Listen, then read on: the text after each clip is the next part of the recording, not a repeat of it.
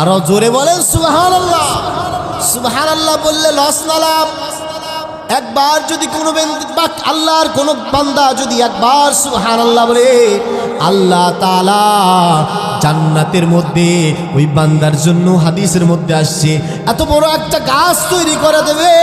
আর আরবের তেজি ঘোড়া একটানা 500 বছর দৌড়াবে, তবুও ওই গাছের ছায়া অতিক্রম করে যাইতে পারবে না। বলেন সুবহানাল্লাহ।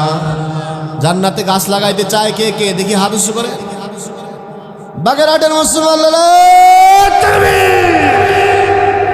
সবাই জান্নাতে গাছ লাগাইতে চান তো? তাহলে সুবহানাল্লাহ বলবেন তো ফাঁকে ফুঁকে?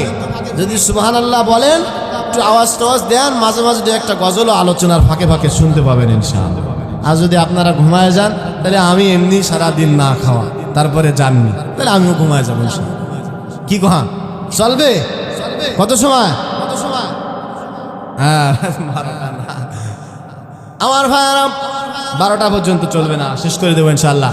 খুব মনোযোগের সাথে, মনোযোগ আসছে তো ইনশাআল্লাহ? বলছিলাম আল্লাহ তাআলা এই কোরআনের সাথে যারা সম্পর্ক রাখবে, আল্লাহ তাআলা তাদেরকে, আল্লাহ তাআলা তাদের সম্মানকে আল্লাহ তাআলা বাড়ায় দিবেন। বলেন সুবহানাল্লাহ। আল্লাহ তাআলা কেমনে সম্মান বাড়াবেন? এই দেখেন, একটা এক্সাম্পল দিই, একটা মিসাল দিই, উদাহরণ দিই। এই যে একটা রেহাল, এটা কি বলেন? এটা রেহাল। এই রেহালটা বানানোর আগে সাধারণত এটা একটা প্লাস্টিক ছিল। কি বলেন? যদি এটা কাঠের তৈরি রেহাল হতো তাহলে বানানোর আগে সাধারণত একটা কাঠ ছিল, ঠিক কিনা বলেন? কিন্তু ওই কাঠটা, এটা বানানোর আগে ওই প্লাস্টিকটা যদি আমাদের কারোর পায়ের মধ্যে লেগে যাইতো, আমরা কিন্তু সালাম করতাম না, সম্মান প্রদর্শন করতাম না। করতাম? কত শত শত কাঠের সাথে পায়ে গুতা লাগতেছে, সালাম করি, সম্মান প্রদর্শন করি। কিন্তু যখন এই রেহালের সাথে, এই রেহালের সাথে আমাদের পায়ে যদি লেগে যায়, অসম্মান যদি একটু হয়ে যায়, আমরা সম্মান প্রদর্শন করি, চুমা খাই, মুখে লাগাই, বুকে লাগাই, লাগাই না। কারণ কি?